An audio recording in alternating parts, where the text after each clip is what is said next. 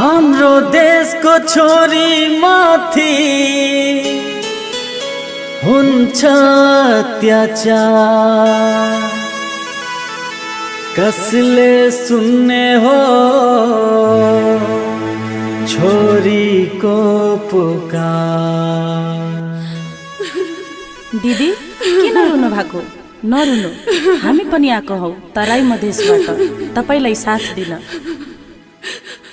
संकटमा परेका छोरियो, आमा बाउ छ धेरै लाचार।